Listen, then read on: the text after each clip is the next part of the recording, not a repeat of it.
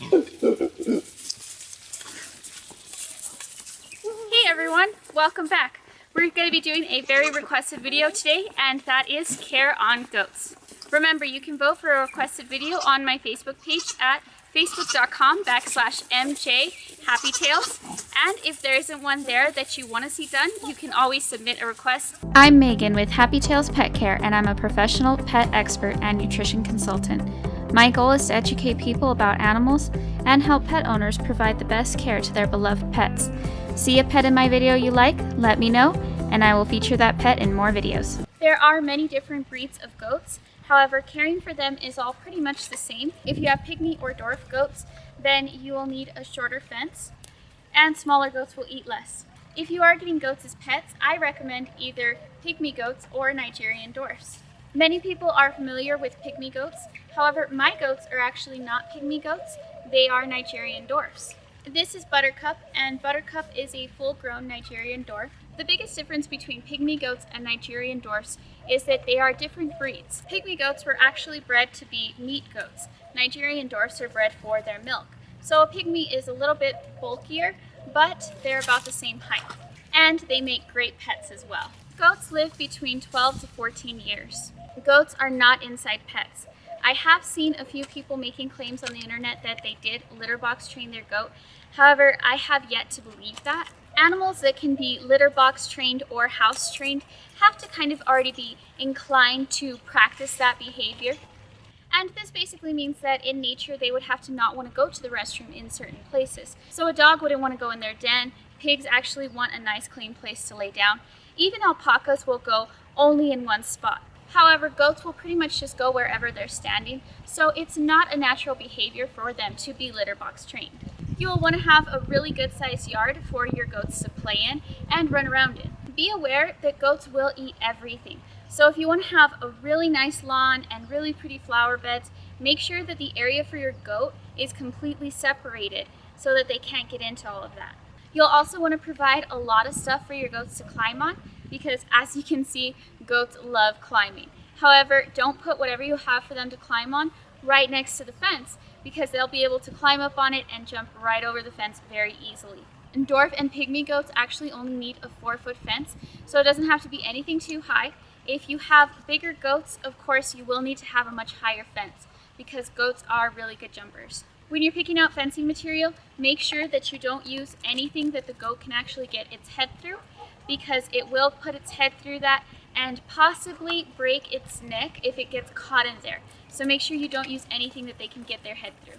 I'm not putting our goat pen in the video today because we're actually remodeling it. So if that's something you guys are interested in, I can make a video of it later. You definitely want to provide your goats with shelter so that they can get out of bad weather. Sometimes if people don't have a barn for them, they will actually use a doghouse, and that works just fine for little goats.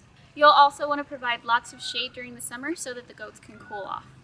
When feeding your goats, you'll want to provide hay and grain. Hay needs to be available for them at all times. Goats are grazers, so they are constantly eating. Grass hay is actually best for them. You can provide alfalfa, but alfalfa increases the risk of them bloating. So if you do give them alfalfa, make sure it is only a little bit and provide mostly grass for them.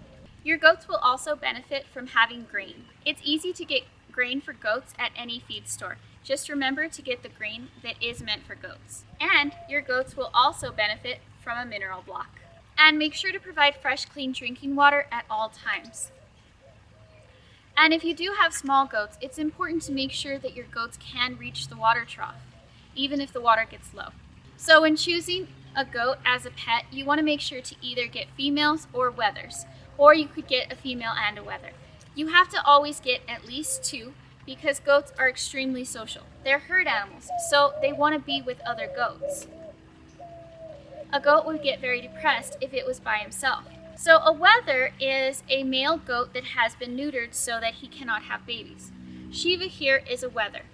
The reason that you want to get a wether is they smell much better and they're much cleaner. Do not get a billy male as a pet. They are very smelly. Females and wethers make the best pets because they're very clean. I have a very strong bond with my goats because I actually got them very young and bottle fed them. Buttercup, the white one here, was actually only 5 days old when I got her and started bottle feeding her. However, it's very important to only get a bottle baby if you have a lot of experience. A bottle baby could very easily die if not given the right care. So if you don't feel comfortable with getting a baby goat on a bottle, get a goat that is 8 weeks old at least. As long as you spend a lot of time with your goats, they will bond with you. So as you can see, my goats have horns. A lot of people will actually disbud their goats, and disbud means taking off the horns. However, I did not want that to be done to my goats because I feel that it is an inhumane practice because disbudding causes a lot of pain. I got a comment from someone recently that said that they show goats with an organization and that disbudding their goats did not cause any discomfort and that it was a pleasurable experience. I'm assuming that this organization does not actually show the kids how disbudding is done. Even those that advocate for disbudding goats do not say that it's a pleasurable experience for goats. It's actually not a pleasurable experience for goats or the human. If you want to show your goats, you do have to disbud them.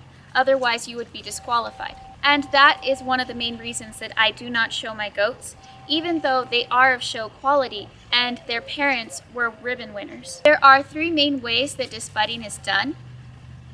If a goat's going to be used as a show goat, it's usually disbudded at an early age. So one way is to take the goat when it is very, very young and hold a hot iron to the skull of the goat where the horns grow out. This burning keeps the horn from growing out. And as you can imagine, it is a very painful experience for the goat. Another way that they take horns off is by cutting them off later once the horns have grown in. There is actually a blood vessel that runs through the horn. So when the horn is cut, there is a lot of bleeding and it is very painful. Another way is to band the horns until they fall off. So having a goat's horns removed is not pleasurable for anyone, especially the goat. So if someone tells you that disbudding a goat is like trimming your nails, that is very inaccurate because they do bleed a lot from their horns and people should not be bleeding from their nails. So it really cannot be compared at all. So I really believe in leaving a goat's horns. If that is a topic that you guys are interested, I can do a video about the pros and cons of having a goat's horns removed. As far as other care goes for your goats, they do not need to be brushed. However, if you want to, that's perfectly okay. They do sometimes need to have their hooves trimmed, and it's very important to not let their hooves get overgrown because this can actually cause lameness and infection. There are a couple of different vaccines that goats can have. However, I recommend that you consult with your veterinarian to find out which ones are right for you. If your goat has bloating, if it's not eating or can't get up, those are all reasons to call your veterinarian. However, if goats are very well cared for, they do not require a lot of veterinarian care. If you like this video, please give it a thumbs up and don't forget to subscribe to my channel. I put out a new video once a week about different types of animals. And while you're waiting for a new video, you can follow me on Facebook and Instagram and also visit my website. Links will all be in the description. See you next week.